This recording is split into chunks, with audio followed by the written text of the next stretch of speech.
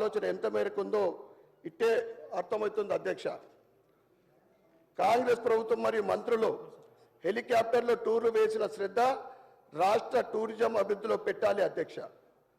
భారత పర్యాటక మంత్రిత్వ శాఖ విడుదల చేసిన ఇండియా టూరిజం డేటా కంపెండియం 2024 ప్రకారం దేశీయ పర్యాటక సందర్శకుల సంఖ్య రాష్ట్రంలో గణనీయంగా పడిపోతుంది అధ్యక్ష. దాదాపు 9 కోట్ల దేశీయ పర్యాటకులు 1.5 లక్షల విదేశీ పర్యాటకులు వస్తున్నప్పటికీ వారికి సరి అయినటువంటి వసతులు లేకపోవడం వల్ల వాళ్ళు త్వరగా తిరిగి వెళ్ళిపోతున్నారు అధ్యక్ష. అదే 2-3 రోజులు ఉండే వసతులు కల్పించినట్లయితే పర్యాటక రంగం ఇంకా అభివృద్ధి చెందుతుంది. ఉదాహరణకు కుంటాల వాటర్ ఫాల్స్లో ఎటువంటి సౌకర్యాలు లేదు. అందుకే అక్కడ పర్యాటకులు వచ్చి సేమ్ డే రిటర్న్ పోవాల్సిన పరిస్థితి ఏర్పడుతుంది. గత బీఆర్ఎస్ ప్రభుత్వ హయాంలో టూరిజం పాలసీ లేకపోవడం చాలా బాధాకరం. అలాగే కాంగ్రెస్ ప్రభుత్వం తెచ్చిన నూతన టూరిజం పాలసీని స్వాగతిస్తున్నాం, కానీ దాన్ని చిత్తశుద్ధితో అమలు చేయాలని కోరుతున్నా అధ్యక్ష. నేను టూరిజం 2025-30 పాలసీని చదవడం జరిగింది అధ్యక్ష. రాష్ట్రంలోని ముఖ్యంగా 27 పర్యాటక ప్రాంతాలను గుర్తించారు మరియు వాటన్నిటిని అభివృద్ధి చేస్తామంటున్నారు. కేవలం 775 కోట్ల బడ్జెట్తో 27 ప్రాంతాల అభివృద్ధి సాధ్యమని నేను అడుగుతున్నాను అధ్యక్ష. పాలసీలో పేర్కొన్న విధంగా వచ్చే 5 ఏళ్లలో 15,000 కోట్ల పెట్టుబడులు ఆకర్షిస్తామని, అంటే ప్రతి ఏటా 3,000 కోట్లు. ఒకవేళ నిర్దిష్ట సమయంలో పెట్టుబడులు ఆకర్షించలేకపోతే ప్రభుత్వం దగ్గరున్న ఆల్టర్నేట్ ఏంటిది? మరి ప్రభుత్వమే ఆ నిధులు సమకూరుస్తుందని మీ ద్వారా ప్రభుత్వాన్ని సమాధానం చెప్పాల్సిందిగా నేను కోరుతున్నాను అధ్యక్ష. కేవలం ప్రాంతాల పేర్లు అండ్ స్థలాలు చెప్పారు, కానీ పాలసీలో వాటిని ఏ రకంగా అభివృద్ధి చేస్తారో సరైన డిపిఆర్ లేదు అధ్యక్ష. అలాగే ప్రభుత్వం పాలసీలో పేర్కొన్న 27 ప్రాంతాలతో పాటు మా ఇందూర్ అర్బన్లో ఉన్నటువంటి కిల్లా రామాలయాన్ని కూడా అందులో చేర్చి అభివృద్ధి చేయాలని మీ ద్వారా ప్రభుత్వాన్ని కోరుతున్నాను అధ్యక్ష. గుజరాత్ లాగా ఇక్కడ కూడా తెలంగాణ టూరిజం అభివృద్ధి బోర్డు ఏర్పాటు చేయడం ద్వారా పర్యాటక రంగంలో మెరుగైన ఫలితాలు రాబట్టవచ్చు అని నేను మీ ద్వారా ప్రభుత్వాన్ని కోరుతా ఉన్నాను. Arts and culture. తెలంగాణలో సాంస్కృతిక కళలు నిరాధారణకు గురి అవుతున్నాయి అధ్యక్ష. నిజానికి తెలంగాణలో ఒకప్పుడు 120కి పైగా జానపద కళారూపాలు ఉండేవి. అందులో చాలా వరకు అంతరించిపోతున్నాయి అధ్యక్ష. వాటిని కాపాడే బాధ్యత తెలంగాణ ప్రజాప్రతినిధులుగా మన అందరి మీద ఉంది అధ్యక్ష. దీనికి సంబంధించిన ఒక నూతన సాంస్కృతిక పాలసీని ప్రభుత్వం తీసుకురావాలని నేను కోరుతా ఉన్నాను. కళా ప్రదర్శనలకు ప్రతి జిల్లాలో ఒక వేదిక ఏర్పాటు చేయాలని, హైదరాబాద్లోని రవీంద్ర భారతి లాగా ప్రతి జిల్లా కేంద్రంలో స్టేడియమా లేదా మినీ స్టేడియం నిర్మించాలని నేను మీ ద్వారా ప్రభుత్వాన్ని కోరుతా ఉన్నాను అధ్యక్ష. ముఖ్యంగా ఇటీవల జరిగిన ఒక సంఘటన అధ్యక్ష నన్ను తీవ్ర నిరాశ గురిచేసింది అధ్యక్ష. స్టేషన్ గన్పూర్ మండలంలోని శివునిపల్లిలో జరిగిన సీఎం రేవంత్ రెడ్డి గారి సభలో తెలంగాణ ఉద్యమ కళాకారులు నిరసన తెలపగా, దీంతో అక్కడ విధులు నిర్వహిస్తున్న మహిళా పోలీసులు వారి వద్ద ఉన్న ఫ్లెక్సీలు చింపేసిండ్రు. సీఎం గారి ప్రసంగానంతరము వారు సీఎం గారిని కలవటానికి ప్రయత్నిస్తే వారిని ఆ మహిళా పోలీసులు కలవనీయకుండా నెట్టేసిండ్రు అధ్యక్ష. వారిని సభా వేదిక నుంచి మహిళా పోలీసులు బలవంతంగా లాక్కెళ్ళండి అధ్యక్ష. కావాలంటే తెలుసుకోండి స్వామి. తెలంగాణ రాష్ట్రం కోసం పాటలు ధూమ్ధాంలతో ఉద్యమించిన అందరు కళాకారులకు ఉద్యోగ ఉపాధి పెన్షన్లు కల్పించాలని మీ ద్వారా నేను ప్రభుత్వాన్ని కోరుతున్నా అధ్యక్ష. అలాగే గతంలో మంత్రి జూపల్లి గారు అర్హులైన కళాకారులందరికీ దివ్యాంగులతో అంటే 6,000 రూపాయలు చొప్పున పెన్షన్ ఇచ్చే అంశాన్ని సీఎం గారితో చర్చించి నిర్ణయం తీసుకుంటామని అన్నారు. మరి అది ఎప్పటికల్లా మీరు దాన్ని వర్తింపజేస్తున్నారో తెలియజేయాల్సిందిగా కోరుతా ఉన్నాను. మరి దానికి సంబంధించిన బడ్జెట్లో కేటాయించిన నిధులు ఎన్నో కూడా చెప్పాలని అధ్యక్ష నేను కోరుతా ఉన్నాం. దేశం మనదే, తేజం మనదే. ఎగురుతున్న జెండా మనదే. పాట పడిన జై సినిమా పేరునే ఇంటి పేరుగా మార్చుకున్న నేరేడు కొమ్మ శ్రీనివాస్ తెలుగువారి ఖ్యాతిని అంతర్జాతీయ స్థాయిలో చాటిన బతుకమ్మ పాటను హాలీవుడ్ చిత్రం ది ఇండియన్ పోస్ట్ మ్యాన్ లో పాడిన అమర గాయకుడు జై శ్రీనివాస్ గారు అధ్యక్ష. వారు కరోనాతో మరణిస్తే అప్పటి ప్రభుత్వం పట్టించుకోలేదు. ఈరోజు వారి కుటుంబం రొడ్డున పడ్డది అధ్యక్ష. అలాంటి కళాకారులు ఎందరో తెలంగాణలో ఉన్నారు. వారి కుటుంబాలను వారిని మీరు ఆదుకునాలని మేము మీ ద్వారా ప్రభుత్వాన్ని కోరుతున్నాం అధ్యక్ష.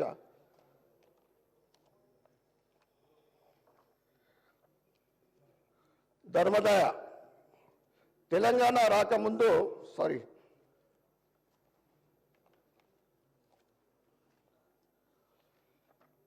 స్పోర్ట్స్ అండ్ యూత్ అధ్యక్ష. గత బడ్జెట్తో పోలిస్తే ఈ బడ్జెట్లో స్పోర్ట్స్ అండ్ యూత్ సర్వీసెస్కు 100 కోట్ల బడ్జెట్ పెంచారు. దాన్ని మేము స్వాగతిస్తూ ఉన్నాం అధ్యక్ష. కానీ ఆ నిధులు సరిపోవు అధ్యక్ష. ఒకవైపు కేంద్ర ప్రభుత్వం ఖేలో ఇండియాను ప్రతిష్టాత్మకంగా తీసుకొని దేశంలోని యువతను క్రీడారంగం వైపు ప్రోత్సహిస్తూ ఫిట్ ఇండియాను సాధించాలనే లక్ష్యంతో ముందుకు పోతున్న క్రమంలో మన తెలంగాణ రాష్ట్రము వెనుకబడిపోతా ఉంది అధ్యక్ష. స్పోర్ట్స్లో హైదరాబాద్లోని హకీంపేటలో స్పోర్ట్స్ యూనివర్సిటీ నిర్మిస్తామంటున్నారు. బాగుంది అధ్యక్ష. అదేవిధంగా ప్రతి జిల్లా కేంద్రంలో ఒక స్టేడియం కూడా నిర్మిస్తే బాగుంటుంది అధ్యక్ష. అలాగే హైదరాబాద్కు చెందిన బ్యాడ్మింటన్ స్టార్ పుల్లెల గోపీచంద్ మరియు పివి సింధు, షూటింగ్లో ఈషా సింగ్, క్రికెట్లో మొహమ్మద్ సిరాజ్ వంటి వారు ప్రపంచవ్యాప్తంగా గుర్తు పొందారు. ఇంత ప్రతిభ ఉన్నప్పటికీ రాష్ట్ర ప్రభుత్వం క్రీడల అభివృద్ధిపై సరైన దృష్టి పెట్టడం లేదు అధ్యక్ష. 2025-26 బడ్జెట్లో క్రీడల అభివృద్ధికి 500 కోట్లు కేటాయించబడినట్లు ప్రకటించడం పడింది అధ్యక్ష. జాతీయ అంతర్జాతీయ అవార్డులతో పాటు అర్జున అవార్డులు, బంగారు పతకాలు అందుకున్న మా జిల్లాకు చెందిన ఎండల సౌందర్య, ఉసాముద్దీన్ మొహమ్మద్, నిఖిత్ జరీన్, కియానంద్ వంటి అనేక క్రీడాకారులు మా ఇందూరు జిల్లాకు చెందినవారు అధ్యక్ష. నాది ఒక చిన్న విన్నపం అధ్యక్ష. ఇందూరు నగరంలోని 6 ఎకరాల పైచిలకు విస్తీర్ణంలో ఉన్నటువంటి పాత కలెక్టరేట్ స్థలము మరియు ఆనుకొని ఉన్న గ్రౌండ్ను మినీ స్టేడియంగా నిర్మించాలని మీ ద్వారా ప్రభుత్వాన్ని కోరుతా ఉన్నాను. అలాగే పాత ఇరిగేషన్ భవనం యొక్క 2 ఎకరాల స్థలంలో ఇండోర్ స్టేడియం నిర్మించాలని, అదేవిధంగా 30 సంవత్సరాల క్రితం 15 ఎకరాలు ప్రభుత్వం కేటాయించింది అధ్యక్ష. దాని పేరు అప్పటి కాంగ్రెస్ నాయకుడు రాజారాం గారి పేరు పెట్టడం జరిగింది. కానీ అప్పటి నుండి ఇప్పటిదాకా 30 సంవత్సరాల నుండి ఆ గ్రౌండ్కి ఎటువంటి సౌకర్యాలు లేవు. ఆ గ్రౌండ్ని కూడా క్రికెట్ గ్రౌండ్గా నిర్మించాలని మీ ద్వారా నేను ప్రభుత్వాన్ని కోరుతున్నాను అధ్యక్ష. దేశానికి, రాష్ట్రానికి గొప్ప పేరు తెచ్చేందుకు మా ఇందూరు బిడ్డలు సిద్ధంగా ఉన్నారు అధ్యక్ష. కేవలం ప్రభుత్వ ప్రోత్సాహం, సరైన వసతులు లేక ఇప్పటి వరకు అనేక సంవత్సరాల నుండి ఫుల్ టైం కోచ్ లేడు అధ్యక్ష. ప్రభుత్వంతో నుండి ఒక ఫుల్ టైం కోచ్ లేకున్నా కానీ మా ఇందూరు నుండి జాతీయ, అంతర్జాతీయ స్థాయి ఎదగడానికి వాళ్ళే కోచింగ్ తీసుకొని వాళ్ళు అక్కడ ఉన్న వాళ్ళతోటి వాళ్ళు ఒక గొప్ప క్రీడాకారులు ఎదుగుతున్నారు అధ్యక్ష. వీటికి సంబంధించిన వినతి పత్రాలు గతంలోనే నేను మంత్రి గారికి అందించాను. దయచేసి బడ్జెట్లో నిధులు కేటాయించండి మరియు నిధులు కేటాయించాలని మీ ద్వారా నేను డిమాండ్ చేస్తున్నాను అధ్యక్ష.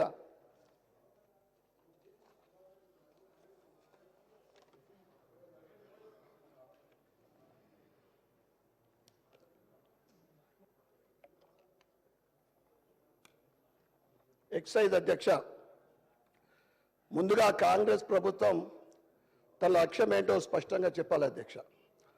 ప్రజల సంక్షేమమా లేక ఖజానా ఆదాయమా? ప్రజల సంక్షేమం ముఖ్యమా, ప్రభుత్వ ఖజానా నింపడం ముఖ్యమా? వాణిజ్యం, సేల్స్ ట్యాక్స్ ద్వారా 37,463 కోట్లు అంచనా వేసిన ప్రభుత్వం మద్యం విక్రయాల ద్వారా మరో 27,623 కోట్లు సేకరించాలని నిర్ణయించినట్లు బడ్జెట్ పద్ధతిలో ప్రతిపాదించారు. రాష్ట్ర బడ్జెట్లో 16% ఎక్సైజ్ రాబడి ద్వారానే సమకూరే విధంగా అంచనాలు వేశారు అధ్యక్ష. ఈ రకమైన అంచనా చూశాక నాకు ఒక సందేహం వచ్చింది అధ్యక్ష. ఈ కాంగ్రెస్ ప్రభుత్వం రాష్ట్రాన్ని పాలించడానికి వచ్చిందా లేక రాష్ట్రాన్ని మత్తులో ముంచడానికి వచ్చిందా అధ్యక్ష తెలియజేయాల్సిందిగా కోరుతా ఉన్నాను అధ్యక్ష. వాస్తవాలు చెప్తున్నా, తెలంగాణను మత్తు పదార్థాల అడ్డగా మారింది అధ్యక్ష. నిన్న కాచిగూడలో ఒక విదేశీయుడు కొకైన్తో పట్టుబడ్డాడు. ఇలాంటి కేసులు రోజుకు 50-60 వరకు సమోదవుతున్నాయి. ఇది నా మాట కాదు అధ్యక్ష. తెలంగాణ ప్రభుత్వం ప్రకటించిన ఎక్సైజ్ చట్టం అమలు పేజీ నంబర్ 6 ప్రకారం చెప్తున్నా అధ్యక్ష. తెలంగాణ రైజింగ్ అంటూ కాంగ్రెస్ ప్రభుత్వం ఒక స్లోగన్ ఇచ్చారు, తెలంగాణ రైజింగ్ అని. అధ్యక్ష, నిజంగానే తెలంగాణ ఈజ్ రైజింగ్ అధ్యక్ష. నిజంగా కూడా రైజింగ్ అవుతుంది. ఎందులో అంటే మద్యం అమ్మకాల్లో తెలంగాణ రైజింగ్ అధ్యక్ష, డ్రగ్స్ విక్రయాల్లో తెలంగాణ రైజింగ్ అధ్యక్ష, గంజా విక్రయాల్లో తెలంగాణ ఈజ్ రైజింగ్ అధ్యక్ష, కొకైన్ విక్రయాల్లో తెలంగాణ ఈజ్ రైజింగ్ అధ్యక్ష. ఎక్సైజ్ శాఖ పూర్తిగా చేతులు ఎత్తేసింది అధ్యక్ష.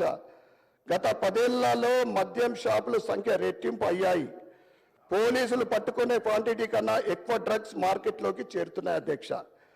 ప్రతి మూలకు గంజాయి దొరికే పరిస్థితి. విద్యార్థుల భవిష్యత్తు ఏంటో అధ్యక్ష మీరు తెలియజేయాల్సిందిగా కోరుతా ఉన్నాను. మద్యం ఆదాయం అంచనాలు విషయానికి వస్తే అధ్యక్ష, 2022-23లో 18,470 కోట్లు, 23-24 20,298 కోట్లు, 2024-25లో 25,617 కోట్లు, మరి ఇప్పుడు 2025-26లో 27,623 కోట్లు. ప్రతి సంవత్సరం మద్యం ఆదాయాన్ని పెంచుకుంటూ తెలంగాణ మత్తు మార్కెట్గా మార్చేస్తున్నారు అధ్యక్ష.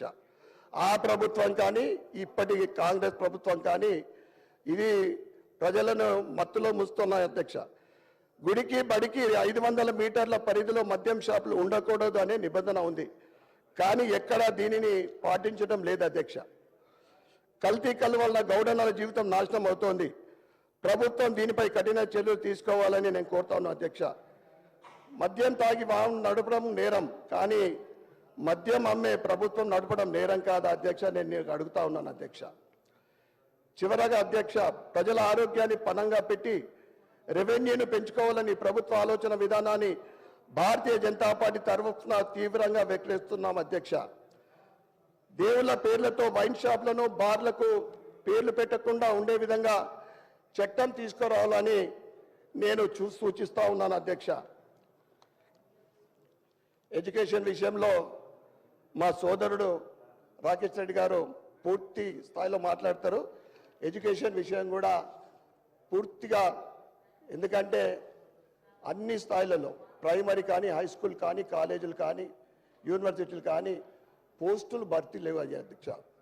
అక్కడ స్టాఫ్ లేకపోవడం వల్ల విద్య మనం అనుకుంటున్న రీతిలో ఎదుగుతలేదు. అదేవిధంగా వసతులు, ఏ స్కూల్ పోయినా కరెంట్ ఉండదు, వాటర్ ఫెసిలిటీ ఉండదు, టాయిలెట్స్ ఉండయి. ఇవన్నీ మీద దృష్టి పెట్టాలని కోరుకుంటూ ధన్యవాదాలు అధ్యక్ష. శ్రీ కూనమనేని సాంబశివరావు.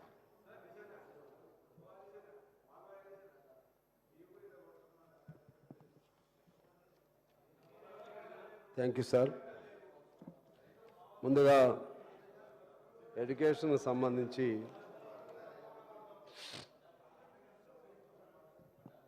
ప్రైమరీ ఎడ్యుకేషన్ గురించి ముందుగా మాట్లాడతాను. ఈ ఎడ్యుకేషన్ స్టాండర్డ్స్కి సంబంధించి మన రాష్ట్రం దాదాపు 14వ స్థానంలోనూ 15వ స్థానంలో ఉండటం విచారకరం. దీనిపైన అది వాళ్ళకి వాళ్ళ వచ్చినటువంటి సమస్య కాదు. మొదటి నుంచి కూడా ఎడ్యుకేషన్కి సంబంధించి, స్టాండర్డ్స్కి సంబంధించి, ఫ్యాకల్టీకి సంబంధించి, అలాగే ఇన్ఫ్రాస్ట్రక్చర్కి సంబంధించి, హాస్టల్లో చదివే పిల్లల బాగోగులకు సంబంధించి ఖర్చులు అయితే పెడుతున్నారు తప్పితే ఆ ఖర్చులకు తగ్గ ఫలితాలు అందుతున్నాయా లేదా అనేది దాని వైపున ఫోకస్